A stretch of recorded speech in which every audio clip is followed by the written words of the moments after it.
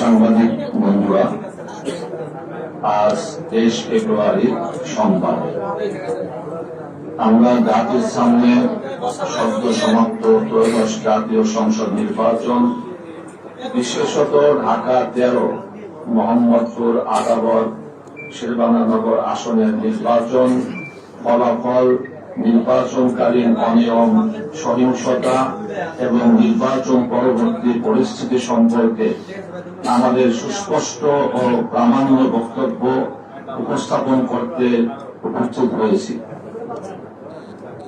প্রিয় সাংবাদিক ভাইয়েরা, 12 ফেব্রুয়ারি অনুষ্ঠিত নির্বাচনের দিন ঢাকা 13 আসনের শুরু থেকেই অস্বাভাবিক ও পরিকল্পিতভাবে উত্তেজনাপূর্ণ পরিবেশ সৃষ্টি করা হয়। বিভিন্ন কেন্দ্রে রিক্সা প্রতীকের এজেন্টদের জোরপূর্বক বের করে দেওয়া হয়। পর্দানিশীল মহিলা ভোটার সহ সাধারণ ভোটারদের ভয়ভীতি প্রদর্শন ও হয়রানির অভিযোগ পাওয়া যায়। কেন্দ্র পরিদর্শনে গেলে বাংলাদেশ খেলাফত মজলিসের আমির ও ঢাকা 13 আসনের রিক্সা প্রতীকের প্রার্থী আল্লামা মামুনুল হককে কেন্দ্রে অবরুদ্ধ করে রাখা হয় এবং শেষ পর্যন্ত সেনাবাহিনীর সহায়তায় কেন্দ্র ত্যাগে বাধ্য করা হয়।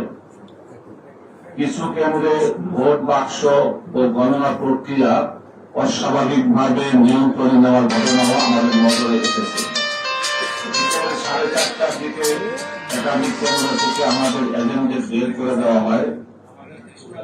রেসিডেন্সিয়াল কলেজ কেন্দ্র সহ কয়েকটি গুরুত্বপূর্ণ কেন্দ্রে আমাদের প্রধান নির্বাচনী এজেন্ট প্রবেশে বাধা দেওয়া হয়।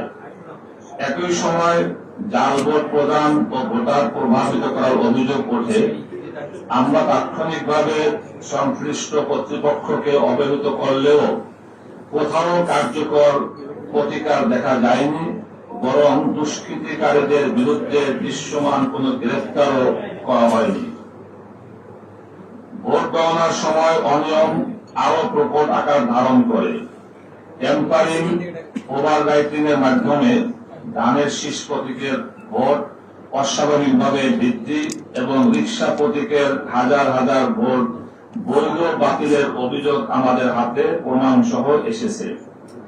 ফলাফল প্রভাবিত করার সুস্পষ্ট আলামত দেখে আমরা যথাযথভাবে অভিযোগ দাখিল করি, কিন্তু নির্বাচন কমিশন অভিযোগ নিষ্পত্তির আগেই গেজেট প্রকাশ করে দেয়, যা ঢাকা 13 ভোটারদের সাংবিধানিক অধিকারকে উপেক্ষা করার শামিল। নির্বাচনের দিন 34 নম্বর ওয়ার্ডের বিএনপি পদধারী রাজেশ খানের নেতৃত্বে কেন্দ্র দখল সহ পরিবেশ উত্তপ্ত করার চেষ্টা করলে আইন শৃঙ্খলা বাহিনী, বিশেষত সেনাবাহিনীর সদস্যরা তাদের ছত্রভঙ্গ করতে লাঠিচার্জ করে। তাতে জনাব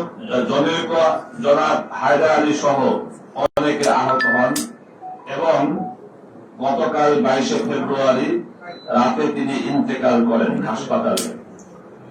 আমরা মরহুমের মাগফিরাত কামনা করছি ও শোক সন্তপ্ত পরিবারের প্রতি সমবেদনা জানাচ্ছি। তিনি কেন্দ্রের বাইরে অবস্থান করছিলেন এবং ভোটার প্রভাবিত করার অভিযোগ ছিল, যা তদন্ত সাপেক্ষ বিষয়। কিন্তু একটি প্রশ্ন অনিবার্য, কেন এমন পরিস্থিতি তৈরি হয়েছিল যেখানে একজন নাগরিক আইন শৃঙ্খলা বাহিনীর লাঠিচার্জে গুরুতর আহত হন? নির্বাচনকে ঘিরে কেন্দ্র এলাকায় যে উত্তেজনা ও প্রভাব বিস্তারের পরিবেশ সৃষ্টি হয়েছিল, তা নিরপেক্ষ বিচার বিভাগে তদন্ত হওয়া জরুরি। প্রিয় সাংবাদিক ভাইরা, আমরা লক্ষ্য করেছি বর্তমান সরকারের শিক্ষা প্রতিমন্ত্রী এবং বিতর্কিত ফলাফলে নির্বাচিত সংসদ সদস্য ববি হাজ্জাজ এই মৃত্যুর পূর্বেই হাসপাতালে উপস্থিত হয়ে রাজনৈতিক বক্তব্য দেন এবং আল্লামা মামুনুল হক সহ আলেম ওলামা, মাদ্রাসার ছাত্রদের উপর দায় চাপানোর চেষ্টা করেন। তদন্তের পূর্বেই রাজনৈতিক প্রতিপক্ষকে অভিযুক্ত করা এবং হুমকি সূচক ভাষায় বক্তব্য দেওয়া একজন দায়িত্বশীল মন্ত্রীর শোভা পায় না। আমরা সরাসরি কাউকে অভিযুক্ত করছি না, তবে নির্বাচনের দিন সৃষ্ট উত্তেজনাপূর্ণ পরিবেশ, পরবর্তী রাজনৈতিক ভাষ্য এবং একতরফা দোষারোপ, এসব মিলিয়ে জনমনে স্বাভাবিকভাবেই প্রশ্ন তৈরি হয়েছে। সেই প্রশ্নের জবাব দিতে পারে ঢাকা 13 আসনের গোটা নির্বাচন নিয়ে একটি স্বাধীন ও বিচার বিভাগীয় তদন্ত। এছাড়া আমরা গভীর উদ্বেগের সঙ্গে জানাচ্ছি, ববি হাজ্জাজ প্রকাশ্যে আল্লাহ মামুনুল হক, আলেম ওলামা ও মাদ্রাসার ছাত্রদের বিরুদ্ধে মামলা দেওয়ার হুমকি দিয়েছেন। এটি অত্যন্ত বিপজ্জনক প্রবণতা। রাজনৈতিক মতভেদের কারণে ধর্মীয় নেতৃত্ব ও শিক্ষার্থীদের বিরুদ্ধে মামলা দিয়ে দমন করার ঘোষণা আইনের শাসন ও মানবাধিকারের পরিপন্থী। আমরা স্পষ্টভাবে জানাচ্ছি যে আলেম ওলামা ও মাদ্রাসার ছাত্রদের হয়রানির যে কোনো অপচেষ্টার বিরুদ্ধে দেশব্যাপী গণ প্রতিরোধ গড়ে তোলা হবে এবং তার দায়ভার সংশ্লিষ্ট মহলকেই বহন করতে হবে।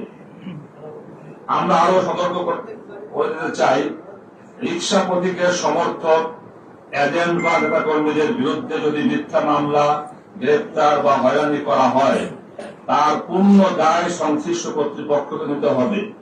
চোখের সামনে ফলাফল বিকৃত হওয়ার অভিযোগ থাকা সত্ত্বেও আমরা তাৎক্ষণিক কঠোর কর্মসূচিতে যাইনি, কারণ আমরা অস্থিতিশীলতা চাইনি। কিন্তু আমাদের দায়িত্বশীলতাকে দুর্বলতা মনে করলে তা হবে মারাত্মক ভুল। আমরা লক্ষ্য করছি, ববি হাজ্জাজ, যিনি শেখ হাসিনার নিকটাত্মীয় এবং দীর্ঘদিন ধরে সেই রাজনৈতিক পরিবারের অংশ হিসেবে পরিচিত, এখন অপপ্রচার, চরিত্র হনন, প্রশাসনিক প্রভাব ব্যবহারের মাধ্যমে একই রাজনৈতিক সংস্কৃতির পুনরাবৃত্তি করছেন। অতীতের দমন বিরোধের রাজনীতি এদেশের মানুষ প্রত্যাখ্যান করেছে। সেই ধারার পুনরুজ্জীবন জনগণ মেনে নেবে না। সরকারের কাছে আমাদের প্রশ্ন, যার নির্বাচনী ফলাফল প্রশ্নবিদ্ধ এবং যার বিরুদ্ধে কারচুপির অভিযোগ উত্থাপিত হয়েছে, তাকে শিক্ষা মন্ত্রণালয়ের দায়িত্বে বসিয়ে সরকার জাতিকে কি বার্তা দিতে চায়? শিক্ষা মন্ত্রণালয় ভবিষ্যৎ প্রজন্মের নৈতিক ও মানসিক গঠনের সঙ্গে সম্পৃক্ত। সেখানে বিতর্কিত ব্যক্তিকে প্রতিমন্ত্রী করা জনগণের আস্থাকে ক্ষুণ্ণ করে। ঢাকা 13 ঘটনায় শেষ নয়।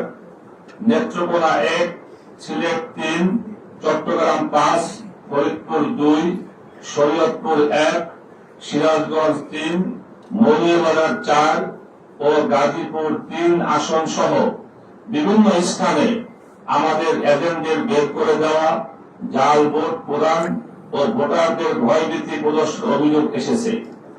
নির্বাচন পরবর্তী সময়ে ঢাকা 13 সহ কয়েকটি আসনে আমাদের সমর্থকদের বাড়িঘর ও ব্যবসা প্রতিষ্ঠানে হামলার ঘটনাও ঘটছে।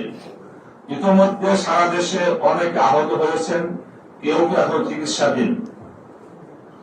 23 ফেব্রুয়ারি গভীর রাতে মোহাম্মদপুরে জুলাই হত্যা মামলার সাক্ষী ও রিক্সা প্রতীকের সক্রিয় সমর্থক ইব্রাহিম খলিলের উপরে সন্ত্রাসী মামলা হয়েছে। তার হাতের হাড় ভেঙে গেছে বলে চিকিৎসকরা জানিয়েছেন। আমরা এই হামলার তীব্র নিন্দা জানাই এবং সংশ্লিষ্ট সাক্ষীদের রাষ্ট্রীয় নিরাপত্তা নিশ্চিত করার দাবি জানাই। আমাদের দাবি সমূহ: 1. ঢাকা 13 আসনের ফলাফল বাতিল করে নিরপেক্ষ তদন্ত করে ব্যবস্থা গ্রহণ করা। 2. জনাব হায়দার আলীর মৃত্যু সহ ঢাকা 13 আসনের গোটা নির্বাচনী অনিয়মের বিচার বিভাগীয় তদন্ত। 3. ইব্রাহিম খলিলের উপর হামলার সুষ্ঠু তদন্ত ও দোষীদের দৃষ্টান্তমূলক শাস্তি। 4. সারা দেশের নির্বাচনী অনিয়ম তদন্তে স্বাধীন কমিশন গঠন। 5. রাজনৈতিক হয়রানি ও মিথ্যা মামলা বন্ধ করা। 6. সারা দেশে আমাদের নেতাকর্মী ও সমর্থকদের উপর হামলা, মামলা ও হয়রানি বন্ধ করা। সরকার অবিলম্বে আমাদের এই ন্যায্য দাবিগুলোর ব্যাপারে ব্যবস্থা গ্রহণের আহ্বান করছি। সবশেষে আমরা স্পষ্টভাবে জানাতে চাই, ঢাকা 13 কেবল একটি আসন নয়, এটি জনগণের ভোটাধিকার, ন্যায় বিচার ও গণবিশ্বাসের প্রশ্ন। জনগণের রায় বিকৃত করে ক্ষমতার দম্ভ প্রদর্শন করলে তা দীর্ঘস্থায়ী হবে না। জনগণের অধিকার প্রতিষ্ঠার প্রশ্নে আমরা আপোষহীন। তাই জাতীয় সংসদ, আদালত ও রাজপথের কর্মসূচি ঘোষণার মাধ্যমে আমরা আন্দোলনের পথে অগ্রসর হতে বাধ্য হব। আসসালামু আলাইকুম ওয়া রাহমাতুল্লাহ। জাওয়াদ আহমদ, মহাসচিব, বাংলাদেশ খেলাফত মজলিস।